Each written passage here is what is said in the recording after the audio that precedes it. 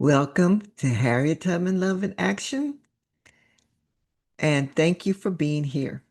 I'm Carol V. Brown, your host, and this is the very last program that I will be presenting to you as this program is currently being presented. I will tell you more as we go through this program today of what's coming next. I hope you will be there with me. But today I have a beautiful guest and I'm going to introduce her. But first, I want to get us started on this topic for today. We always have a word for the week, as this is from my book, The Harriet Tubman Way, an inspirational guide to self-love, empowerment, and legendary leadership for girls. This week, we are talking about be a woman with passion and dedication. And the word for the week is advocacy. Advocacy means speaking up, taking action, or standing up for a cause, a person, or a group to bring about change. It can look like speaking on behalf of others who may not be heard, write letters or petitions to support a cause, educating people about an issue, and learning about the issue yourself first. Find out the truth, get the true resources, go to the source of the person who is in the situation, and also the resources that you can trust. I know that could be a little difficult, but they're out there. Organizing events or campaign to bring awareness. That's what this program is all about. Advocacy for self-love for girls all ages, grandmothers, daughters, and granddaughters. And at its heart, advocacy is about using your voice, your passion, and actions to support justice, fairness, and love in actions, all actions. Should add an S on the action.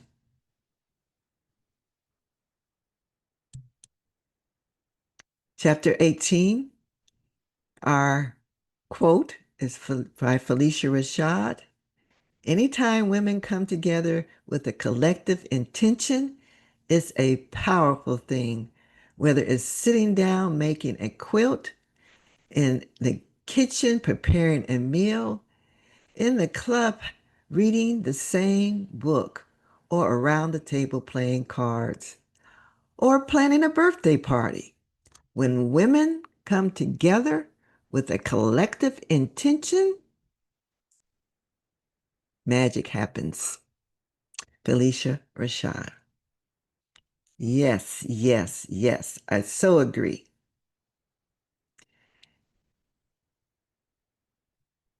I'd like to introduce you Dr. Thelma A. Jackson, a giant in educational change. Dr. Thelma A. Jackson is the owner of Foresight Consultants, and she brings over 35 years of consulting experience in educational change initiatives, restructuring and reform, equality, diversity, policymaking, school boardsmanship, cultural competency, community mobility, strategic planning, just to name a few. She's been on task force and advisory council for 5 governors here in the state of Washington. She has served on numerous leadership capacities over the years, such as the president of Washington State School Directors Association for 20 years. And she was a member and 5-time president of the North Thurston School Board and State Advisory Council. She's also been the president of the Pacific Regional and National School Board Association, chair of the State Advisory Council on Vocational Education, chairperson of the Washington State Legislative Ethnic Board.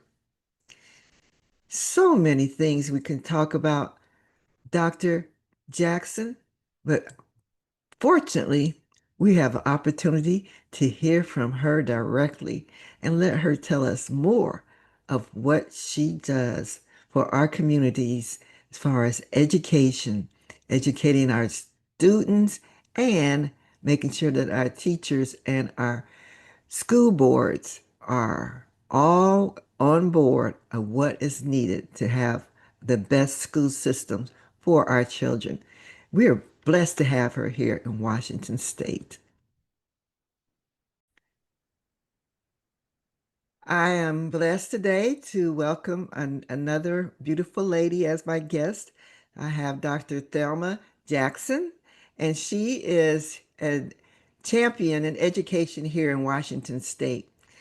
I thank you for being here. How are you doing today?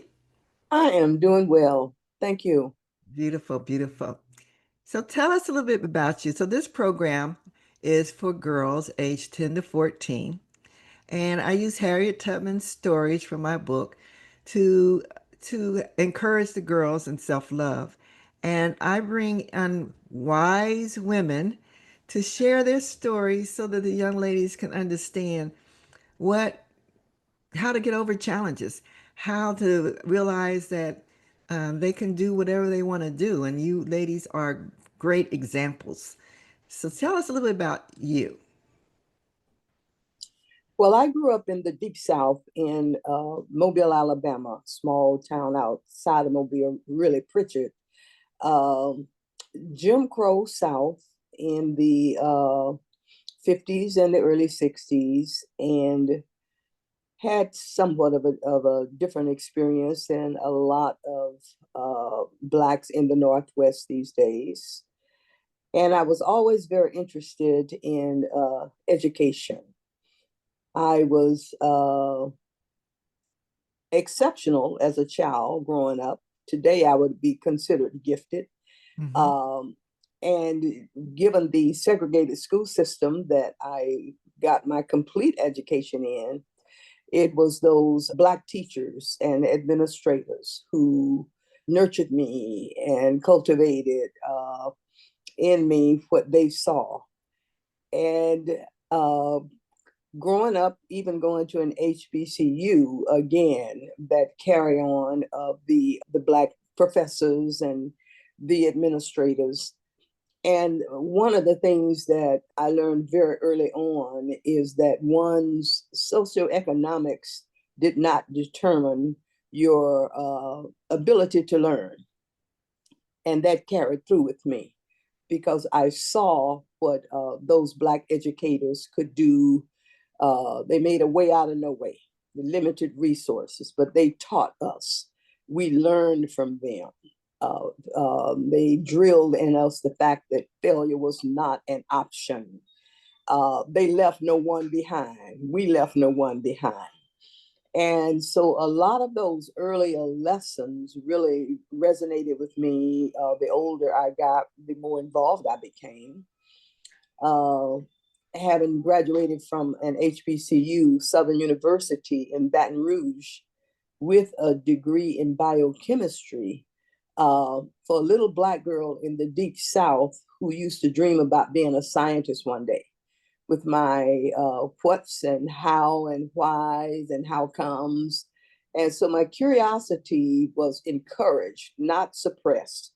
But at the same time, my teachers and all warned me that you realize for the difficult road ahead, if you are intent on becoming a scientist you've always talked about. And so the encouragement was always there. The community was always there. Um, I lost my mother at age 13. So I am what I consider a child of the village. My Mm. village, including my teachers, my schools. And they embedded in me something that has carried me right to this day. You know, you can do anything you want to do.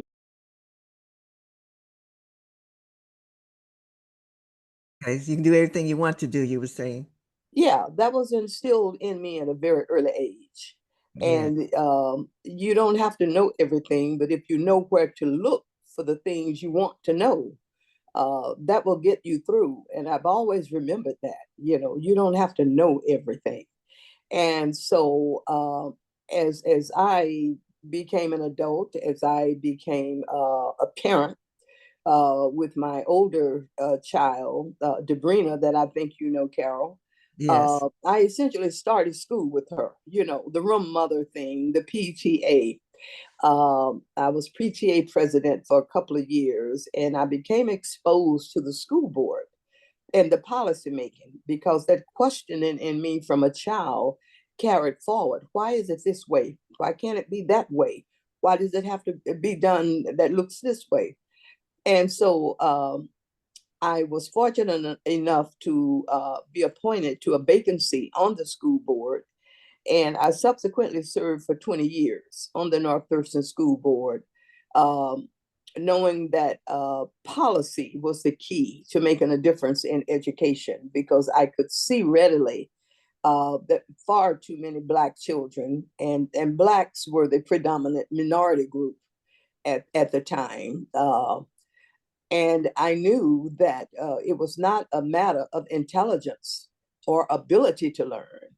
It was all of the systemic obstacles put in our way, the Mm. lack of resources, the lack of Black teachers and administrators you could relate to. And so that set me on a path that took me off the path of science, having graduated with a biochemistry degree. And that's what brought us to the state of Washington. In 1968, I was recruited from Southern by Battelle Northwest, and that brought us to the state of Washington on the east side to the Hanford Project. Mm. And so that was quite a while ago, 56 years ago, and we're still here. Yes. And we were in Eastern Washington for about 3 of those years before relocating to the west side of the state when my husband went to work for state government. So Hmm. we've been here in the Lacey area at, on the outskirts of the capital, Olympia, for 54 years.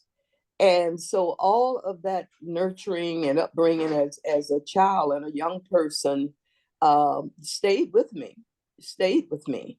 And so I still consider education as the key to so much that happens in our lives and the needs we have in our lives. And so it just seems to be the place I've parked my tent. Well, that was a beautiful place to park it because you have done so much in that field. And it's interesting that that curiosity you had and you wanted to be a scientist and you didn't really get to, you did get to do some of that, right? For 3 years, I was Yeah. a scientist in radiation research for Battelle Northwest. Yes, Right, right. So it's interesting. I'm thinking about the girls realizing that you can have this really vision and work toward it and actually realize it, but find that there's more. There's yes. more, and that may lead you to something else or having your first child and then working on the being with the PTA and the school board, and that was really the passion for you to really do so much in that area. Well, advocacy has always been key for me. And if I advocated for my child, I was advocating for everybody else's children at the same time. Yeah. And, overseeing that system and again, bringing the questioning in. Uh, why is that the book you all are reading? Why aren't there books that represent people who look like her on these shelves somewhere? Mhm. Those kinds of things. And as the population of this area diversified with more Latinas and Asians moving in, those things serve those purposes as well. We weren't calling it ethnic studies back in the day, but we certainly were talking about uh, instructional materials that needed to have some reflection of the Yeah. children reading and learning from those materials. And so, uh, coming along, I didn't have a book about Harriet Tubman that came much later in my life. And so it's the Harriet Tubmans of the world and of history that I wanted my children to be exposed to and other children as well. So you find yourself in an advocacy role. And once I figured out that policy making was the key, I could impact multiple classrooms and multiple systems as opposed to a single classroom where my children were. That's so true because people want to get involved, but they don't always know how to be the most effective at what they put their time and effort into. And it's fine to go out and post on the internet your thoughts and feelings and follow the news and communicate with your friends and talk about if I was there, I would do this. But to actually first learn the policies and study them and then figure out or ask the questions. Why does it have to be like this? Yes, that's very important. And Because because it's like this doesn't mean it has to continue to be this way. And so I eventually went back to graduate school and got my doctorate in educational leadership and change. And so the question would become, what are we willing to change? What are we willing to do differently? If the system is not as it should be, what changes should be made to make it the system it should be, given who's in our classrooms today? And those classrooms have changed uh, over the years, over the decades, and but the classroom hasn't changed. It's just the makeup of the classroom has changed, and so you just have to push, punch, every step of the way. right. So now that we are this year particularly, we see a lot of changes coming in the schools and taking out some of the diverse educational materials that you fought so hard to get in our schools. I know our particular state is pretty liberal and they may not be removing the books about Harriet Tubman and other people who have stories other than the story that's traditionally shared as far as American history. What can parents do to make sure that their young people are getting a good picture of the history that is true to this country? They have to be strong advocates for their kids. They have to know what their student is being taught, the instructional material that's being used to teach it. They have to know who those teachers are. Look around, and when you see no one that look like your child or any other child of color, question that. Show up at school board meetings. You and a group of people learn to be an advocacy group, because once they can pinch one of us off, they think they've won the battle. But when there's a group, it's more difficult to pinch us all off. And you use that social media, which is there now and didn't used to be there, wasn't there from my time as Right. my children were growing up. So there are a lot more avenues for advocacy now than there used to be. And if there's not an organization that meets your needs, start it. Start Yes. it. Find people with like thinking. If you're an advocacy group for the education of Black children, look for the group that's their mission and their goal, and join it. If you can't find it, like I said, start it. But That's we have to adapt to the changing times in which we live, and they are mean and hateful and retrogressive and all of those things. So we being the Black community and the adults in the community, we've got to find ways to equip ourselves to continue to be strong advocates for our children. And we know what the other's agenda is, and so we have to decide what our agenda is going to be as we're moving forward in this world that's become very divided, much more racist, bigoted, prejudiced, and all those things that we thought we had made progress against. And all it's taken is just this one hateful, mean person with a different vision that's taken this entire country in a different direction. And so we have to think in terms of what kind of future do we want for our young people?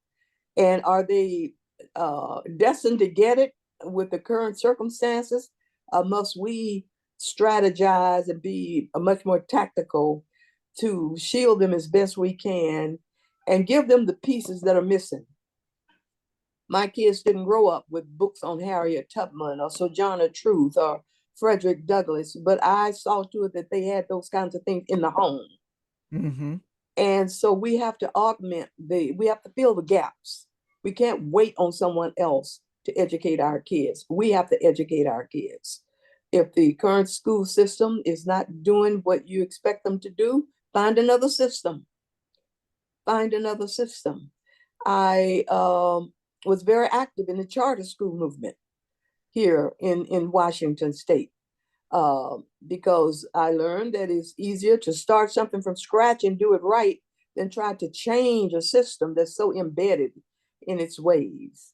Mm-hmm. And so private schools, secular schools, parochial schools was really talking about educational alternatives Alternatives, to yes. a public school that has failed our Yes. kids. Right, Why right. do we keep them in these failing schools when everything, the history, the legacy, the data, everything points out to us that they are being inadequately educated?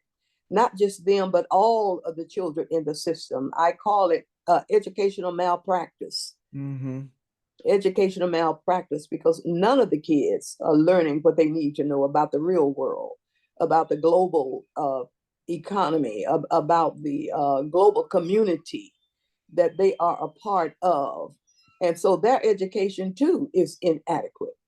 And so if we continue to feed a failing system, what are the alternatives? And then if you don't like any of them, again, start your own.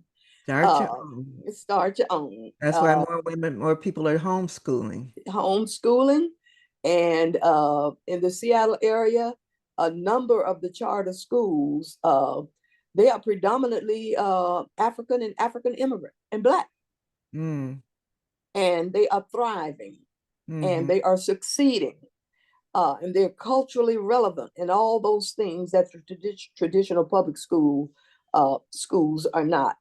So it's about if you don't like what you see, if you don't like what's around you, change it, fix it. Who are you waiting to come fix it for you? You have to decide, and in some instances, you have to be the fixer, and you have to be the visionary to say, uh, our children need this, that, or the other, but they aren't getting this, that, or the other. So where can they get this, that, or the other? You might have to create it in conjunction with like thinking people.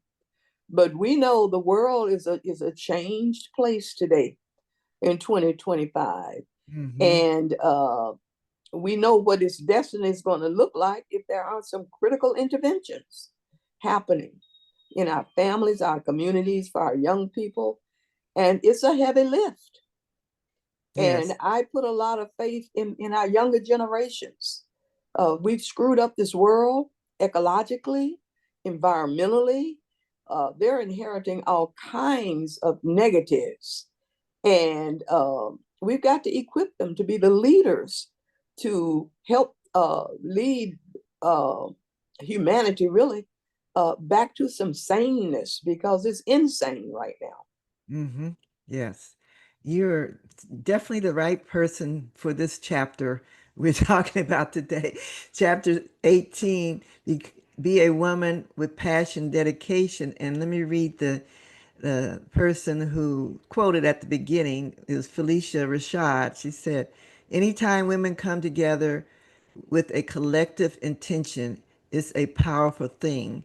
Whether it's sitting down making a quilt, in the kitchen preparing a meal, in a club reading the same book, or around the table playing cards, or planning a birthday party. When women come together with a collective intention, magic happens. I am organizing a grandmother's club. That's going to be the focus of my business is Grandmothers United by Love. So that Wow. we in our generation can come together and make things happen for our grandchildren the way we know it should by sharing the wisdom, our passion, our time and effort, our money, and getting those things that aren't built that you're talking about. Absolutely. And, on a much smaller scale, I've done that with my grandchildren, my four granddaughters. Uh, uh, you know, uh, Co-parenting with their parents, but Yes, putting my thumbprint on their yes, lives and helping them have vision and helping them to see what they're destined for and what their DNA is, and and what they inherit, from both sides of their family, and what's expected of them, what's their responsibility. And I say to them, I'm passing the baton on to you girls, and you all are the next generation that's got to pick up where my generation is leaving off. And so we have to get that message across. So I think the idea of a grandmother's club is an awesome idea, because I find a lot of the young people in my church gravitate toward me. I'm Aunt Thelma, I'm Mother Thelma, I'm, whatever. Uh, but that's God's doing. That's God's doing. And so the idea of a grandmother's club is awesome, absolutely awesome. Yes. yes, I know in Tacoma, there's a group called Community Aunties. yes. I have Similar. to connect with them. Yes, they Yeah, do yeah. So beautiful the things. same concept, the Yes, same concept of women coming together to provide to the next generation that which they aren't getting ordinarily, with the dysfunctional families and the active school to prison pipeline, and the schools not doing what they should do. This day and age, many Black families no longer attend church, so that isn't there. That used to be the pillar in the community and the seat of social activity in a Black community. That's minimal now. So grandmother's club, auntie, community aunties, whatever it's called, the purpose is being served, and that's wonderful. yes. It's the purpose is being served, especially now, as you just pointed out, for your own experience to have to be really have the community raise you and make you know that you're loved and you have purpose and you can be whatever you want to be. Like you said, that it's sometimes missing, and we have so many young people who are lost, who Yes, don't have anyone who can give them that encouragement, give them that pat on the back. It's just so important that we let our young people know that they're cared for and we have wisdom to share with them. And we don't want it to fade away because they're not going right, to get it on the internet. right. I mean, unless we're putting it out there. We have to give it, we can be on the internet. We can, like um, this program and the ones I have, they're for girls, but I know who I'm talking to. I'm talking to the mothers and grandmothers, and they have you share it with the girls so that they can have a discussion. They can ask questions. They can get the understanding of what this concept of self-love, self-empowerment, self-respect. What does it take to do all that? So definitely, yes, we need to work together and build a community. And to help build that sense of self-worth, Yes. so that they know they are beautiful, they are brilliant, they are gifted, they are talented, and because it has not come to the surface yet, or they have become known, it has not become known to them, does not mean that those things aren't there. So we have to help them find those gifts and those talents, uh, and that opens all kinds of doors. We have to expose our young people to things and people, uh, because we know in our generation we pretty much had to kick the door down, but Mm-hmm. the door is open now, and we have to Yes. show them where that open door is and say, come go with me, let me introduce you to this person, that person. They don't have to be years, becoming part of a network, and teach them the value of networking, teach them the value of stepping outside of their comfort zones, uh, depending on what they want to do with their lives. Mm-hmm. And one of the things I used to say to my kids all the time, as they would complain about something not being what they wanted to be, and my question to them would be, so what you going to do about it? Mm-hmm. So they learned early how to organize, how to protest, how to write, how to speak, how to have voice. So what you gonna do about it? Since not doing any good complaining to me about it, what you gonna do about it? So with my three kids, I sometimes look at them and they're just going off at the mouth. And I said, Lord have mercy, what did I unleash? Because they are forever starting this and starting that and doing this and stepping into new territory that nobody's done. And they just kind of look at me and laugh and say, well, you the one to blame, you know? And so we have to challenge our young folk to know that they have way more skills than they give themselves credit for. Yes, and I know Debrina Jackson Gandy, your one daughter who is doing beautiful things. I know about your son Nate, who's got his profession as a comic and doing great. I don't know your other daughter, but those two represent right there what you taught them. And the other daughter is an evangelist, a minister, a writer, a trainer, a coach. And it's just incredible to just sit back and watch and don't let the three be together. And I just said, Oh. Lord, for the blessing. Uh, but I try to root it in them very early, very Hmm. early. Hmm. Don't pay attention to folk who don't think highly of you. Think highly of yourself first, you know. And it's worked. It's worked. And other young folk that I've had an opportunity to mentor, to guide, to work with. Uh, and it's a mean world out there, Yes, and it's getting meaner every day.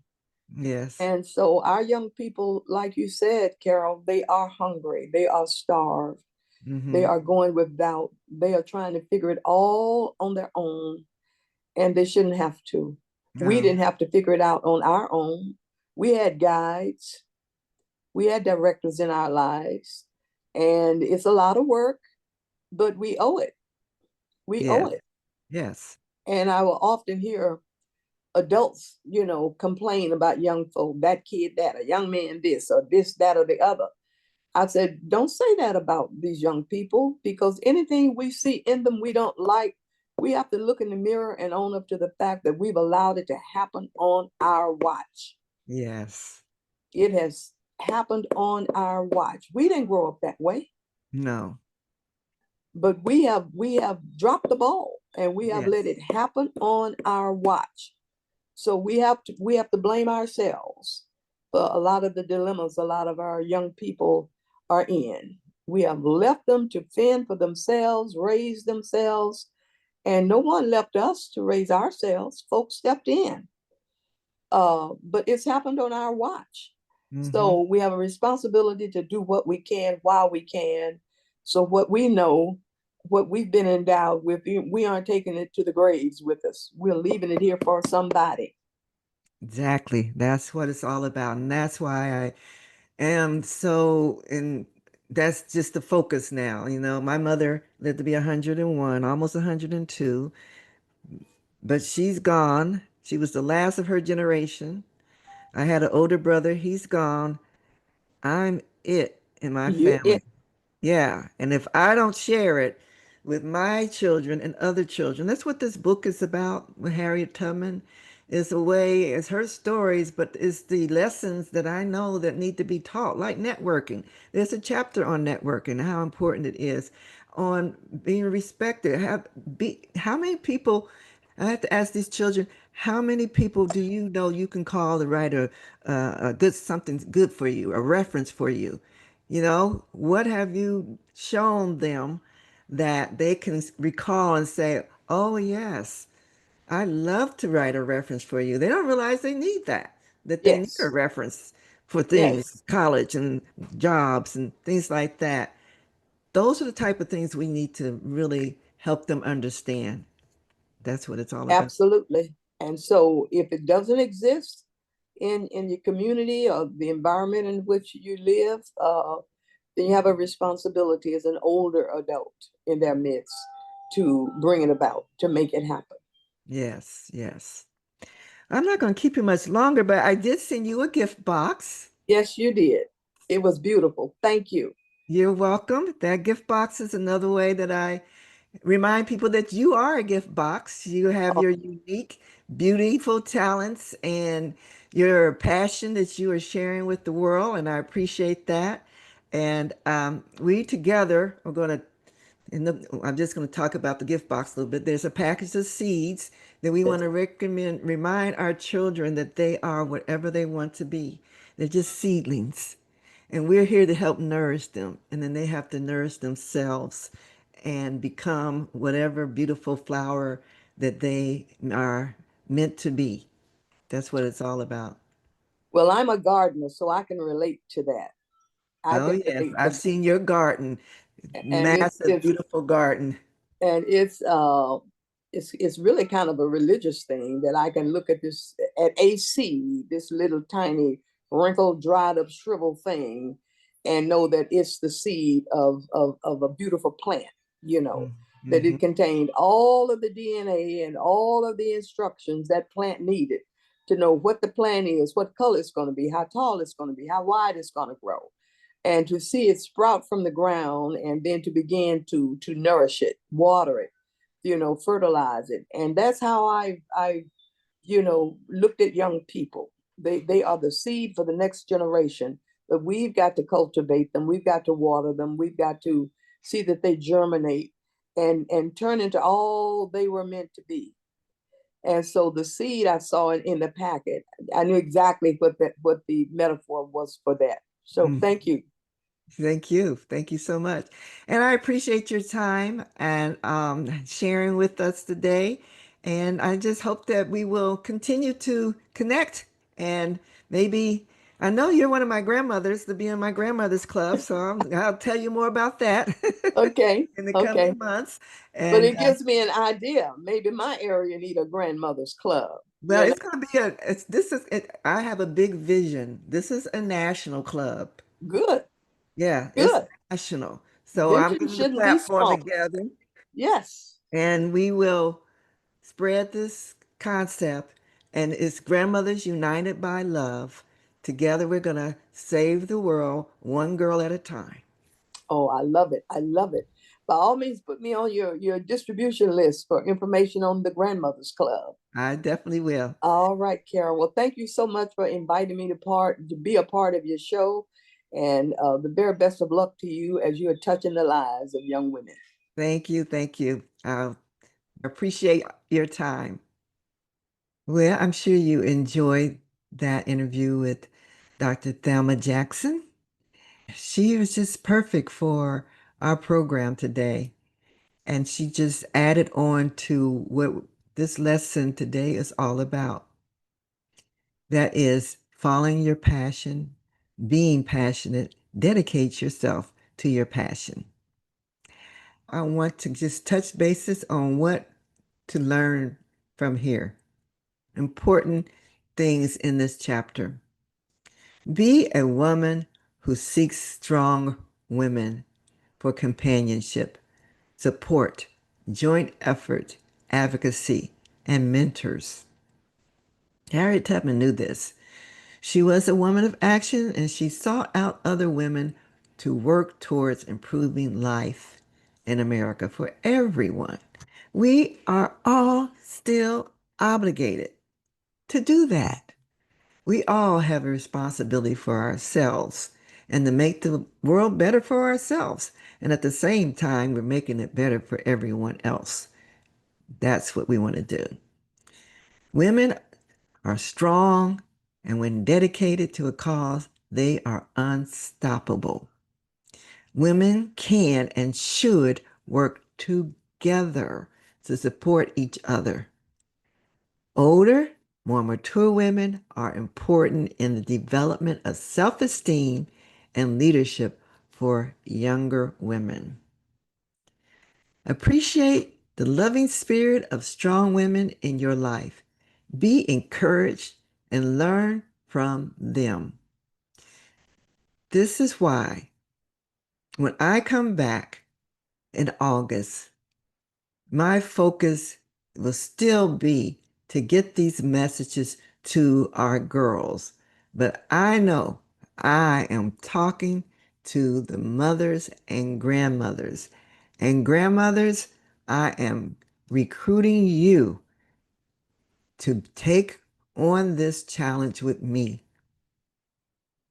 to come together, united in love, to build up our own love for ourselves, our own self worth, our own self esteem, and leave legacies of love.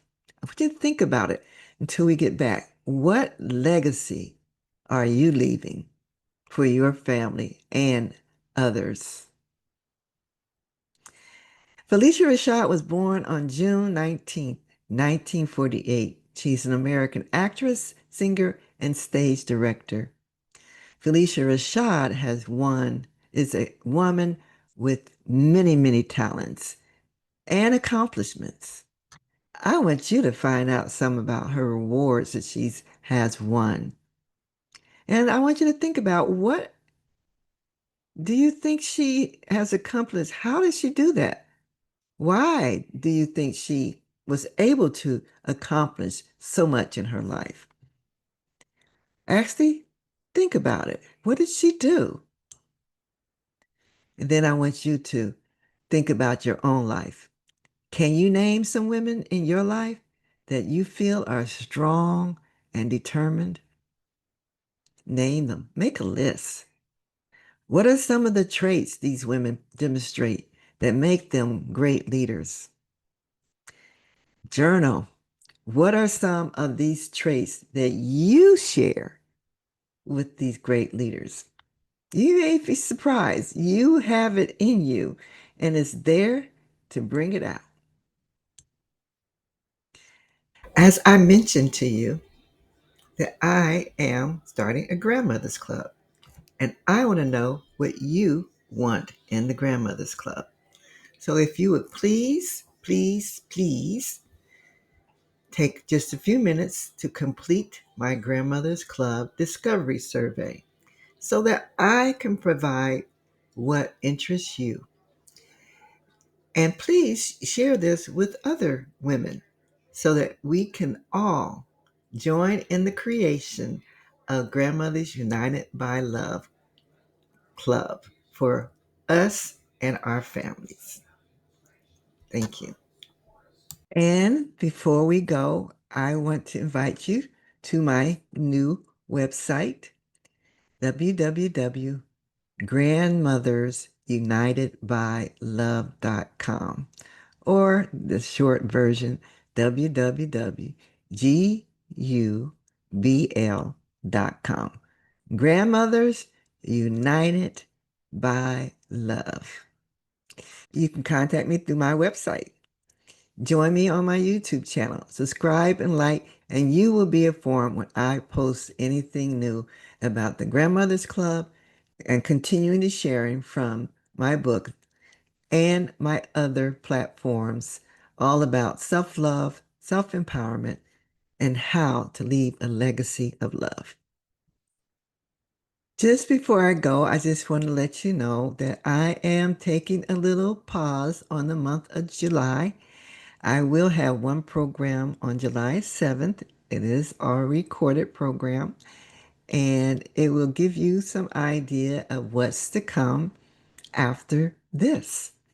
So again, Bold Braid TV is no longer available, but I still am. Just give me a month. July is a very busy month for me. And now that I have some more things to work on my new podcast, I will spend that time reviewing your comments on the current programs that are all available on my YouTube channel. And from there, I know when I come back, we're going to have some more beautiful speakers and some really, really heartwarming, inspiring messages and wisdom to share with our girls. Teach self love to our girls of all ages. I'm not forgetting the guys. We will teach the guys to be like us, loving ourselves, being respectful for ourselves and everyone else, and to come together in love and unity. to make the world a better place. Thank you.